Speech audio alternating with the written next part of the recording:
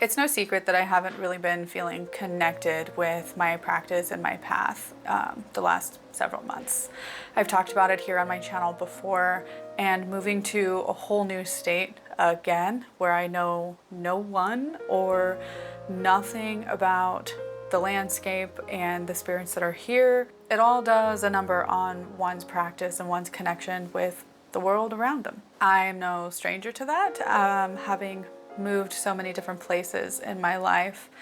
But anyway, I'm already rambling and I just started recording. If you're new here, hi, my name is Megan and I am just a woman here on the internet living everyday life as a modern witch. In today's video, I'm gonna show you how I crafted this particular charm that's going to be hanging over my door. We're going to talk about the inspiration behind it, the collaboration that we have going on with several other YouTubers, and I'm going to show you exactly how I did it and talk you through the different decisions I made in the crafting process. This collaboration video that was Olivia's idea, The Witch of Wonderlust, has kind of reignited part of myself that I've been missing for a while, and that is the witch who likes to get down with practical magic, practical witchcraft. And this collaboration was the perfect way to do that. Olivia's idea was to create some sort of charm or spell and like craft something to be hung over the door or at the entryway of your house to promote something like keeping out negativity, encouraging positivity, and encouraging truth and like good intentions of everyone who walks through the door. And that was basically all the idea. And it's up to those of us who are doing the challenge, which there are several. Everybody will be linked in the description below who is participating. And basically we are just running with it in a way that makes sense to us. So of course I had to break out the yarn and crochet myself a charm that is going to be going in my entryway of my house.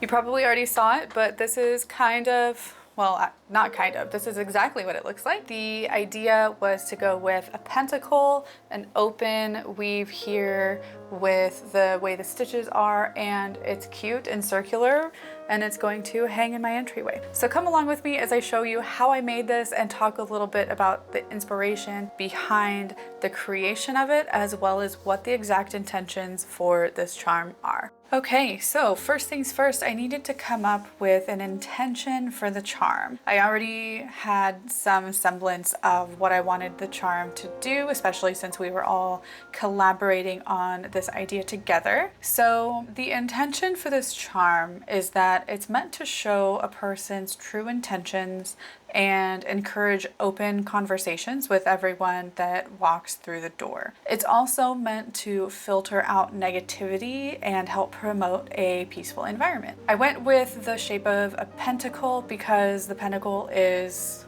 often associated with protection, especially protection from negativity. And I already created the pattern for the star because I've made something like this before. So making something like it again was really easy. The first thing that I had to do was make the star. The star goes in the middle. That pattern is super easy and it didn't take very long at all. From creating the star, everything outside of it was freehand.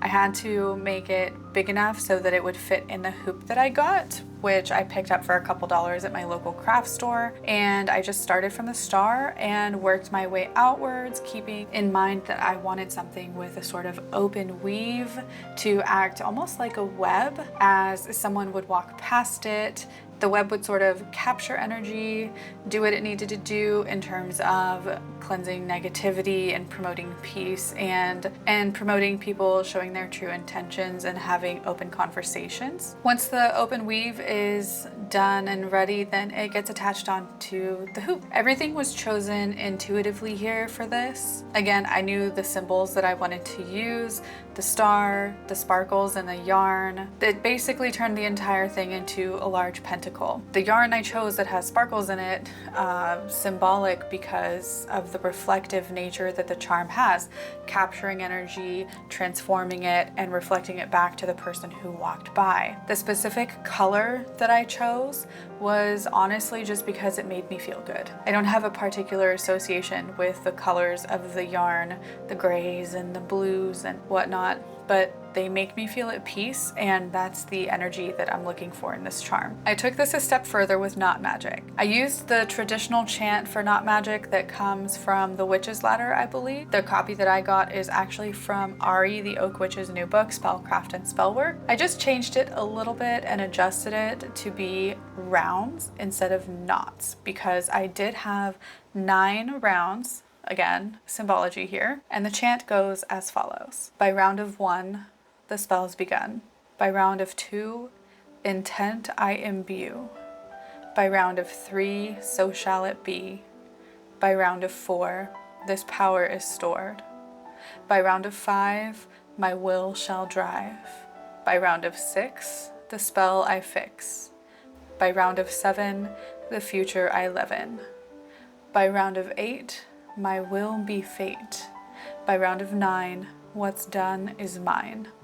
And throughout the entirety of creating this charm and crafting the pentacle with the crochet, I reaffirmed my intention every time I joined a round. I would sit for a moment and think about what I was doing and really visualize exactly how I wanted this charm to work before saying the chant that went along with the round I was on. Now, it's important to remember that if you make this charm, it will work on everyone who walks through the door, including yourself. So if you have a habit of not being truthful or just carrying negativity around with you everywhere you go, the charm will work on you as well. When I hang it in my doorway, I will anoint it with moon water, and I will recharge it as needed with moon water and the chant and visualizations all over again. If you want to make one like this for yourself, all you really need is a hoop, your yarn, a crochet hook, and the bits and bobs that come with crocheting, such as scissors and a yarn needle and things like that. The pattern for the star is really easy, and I have a free tutorial for that on my website, and you can find the link for that